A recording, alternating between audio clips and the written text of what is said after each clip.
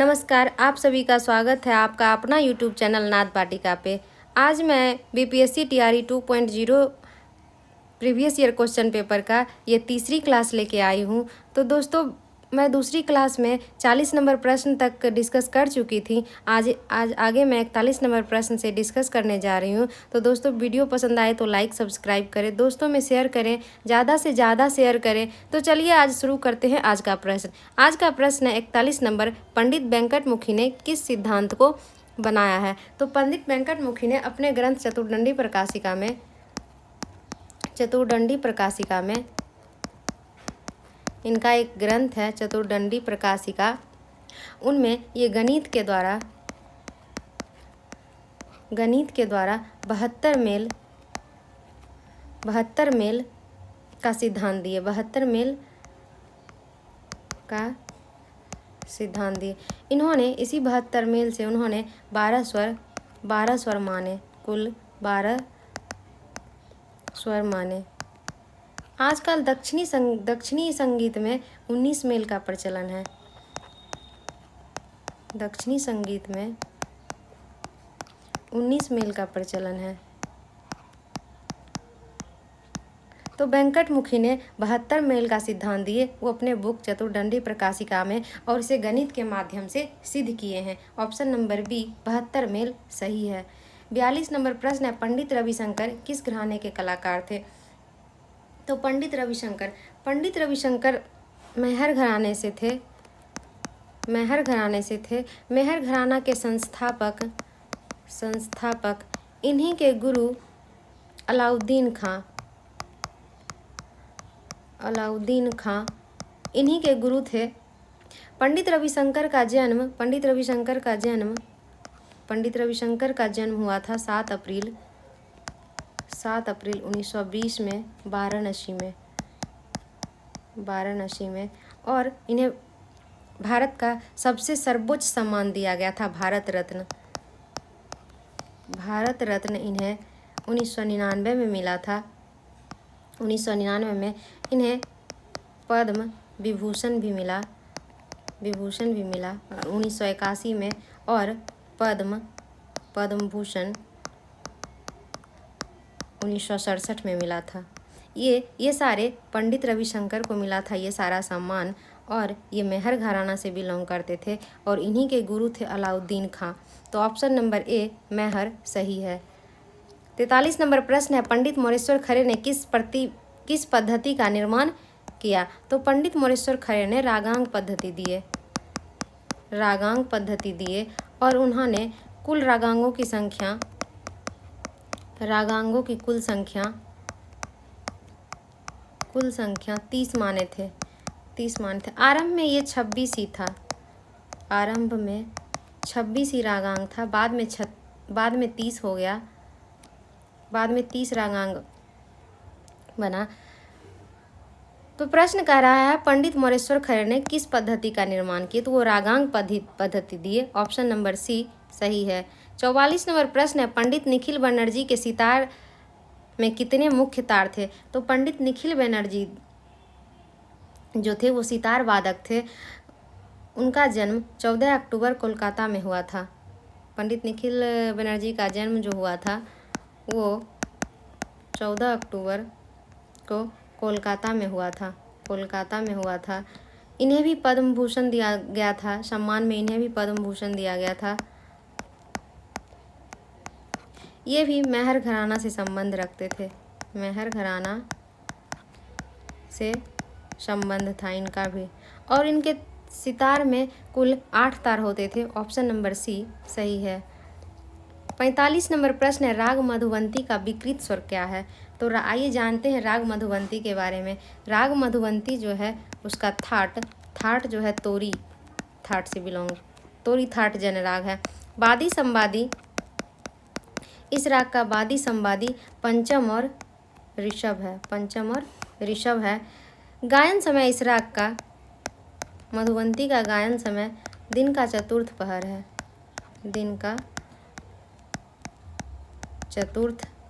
है।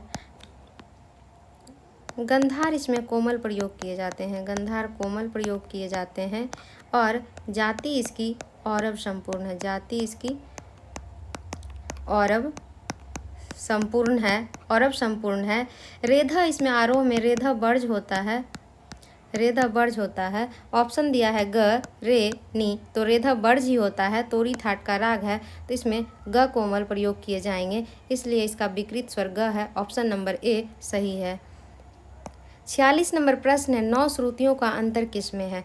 तो कुल श्रुति 22 होता है, कुल श्रुति 22 होता है। 3 4 5 6 7 8 9 10 11 12 13 14 15 16 17 18 19 20 21 22। 4 पे हम सा को रखते हैं, 7 पे रे को रखते हैं और ग को हम 9 पे रखते हैं, मध्यम को हम 13वीं पे रखते हैं, 17वीं पे पंचम को और 20वीं पे हम ध को रखते हैं और 22वीं पे नी को रखते हैं। तो क्या कह रहा है? 9 श्रुति। 9 श्रुति देखते हैं सा से किसका जाता है। 1 2 3 4 5 6 7 8 9 मध्यम। स म के अंतराल को 9 श्रुति का अंतर है। ऑप्शन नंबर ए सही है। 47 नंबर प्रश्न है, स्वरों की कुल संख्या है। स्वरों की कुल संख्या 12 है, जिसमें कि 7 शुद्ध स्वर हैं, 7 शुद्ध स्वर हैं और 5 विकृत स्वर है, 5 विकृत स्वर है, जिसमें कि विकृत 2 होते हैं, एक कोमल होता है, एक कोमल होता है और एक तीव्र होता है। 4 स्वर जो हैं, 4 स्वर कोमल है और एक स्वर तीव्र है। मध्यम तीव्र होता है। रेगा ध्वनि को हम कोमल करते हैं, रेगा ध्वनि कोमल प्रयोग किए जाते हैं। प्रश्न कह रहा है स्वरों की कुल संख्या, तो स्वरों की कुल संख्या पूछ रहा है, तो ऑप्शन नंबर सी 12 सही है। 48 नंबर प्रश्न है, विकृत जातियों की संख्या है। विकृत जातियों की संख्या, विकृत जातियों की कुल जाति जो है वो 18 है, 18 जाति कुल है, जिसमें कि शुद्ध जाति 7 है, शुद्ध जाति 7 है और विकृत जाति 11 है। शुद्ध जाति में षडज ग्राम से कितनी जाति है और मध्यम ग्राम से कितना है। विकृत में षडज ग्राम से कितना है और मध्यम ग्राम से कितना है। मध्यम ग्राम में षडज ग्राम, शुद्ध जाति में 4 षडज ग्राम का है और 3 मध्यम ग्राम का है। विकृत जाति में 3 षडज ग्राम का जाति है और मध्यम ग्राम का 8 जाति है। तो प्रश्न कह रहा है विकृत जातियों की संख्या, तो विकृत जातियों की कुल संख्या 11 है और 3 षडज ग्राम का है, मध्यम ग्राम का 8 जाति है। तो ऑप्शन नंबर बी 11 सही है। 49 नंबर प्रश्न है, घंटा किस श्रेणी का वाद्य है। घंटा जो है वो घन वाद्य की श्रेणी में आता है, घंटा घन वाद्य की श्रेणी में। और भी घन वाद्य की श्रेणी में आते हैं, जैसे कि मंजीरा, झांझ, करताल, घटम, जल तरंग, ये सब घन वाद्य की श्रेणी में आता है। ऑप्शन नंबर सी सही है। वाद्य को हम 4 वर्गों में वर्गीकृत किए हैं। पहला है तत्वाद, सुशिरवाद,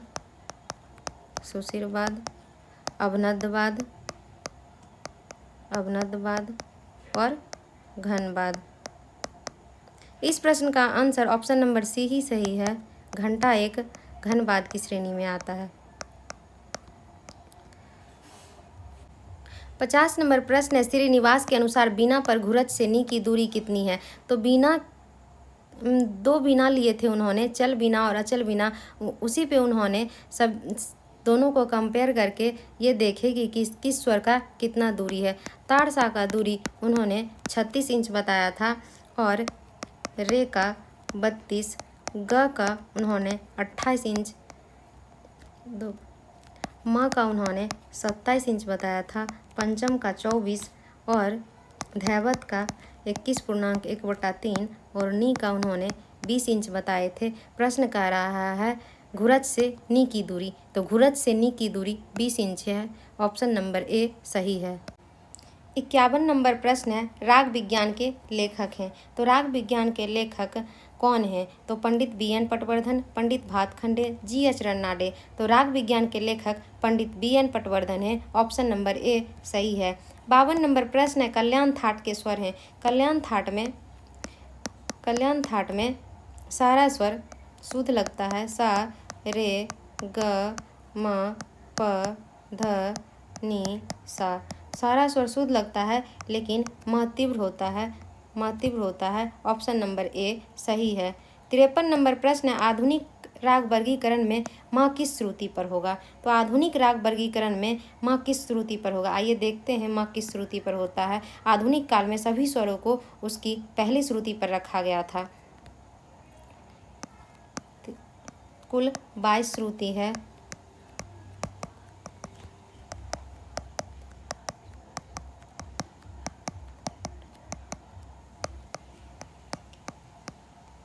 आधुनिक काल में हम पहली पे सा रखते थे, 5वीं पे रे और 8वीं पे ग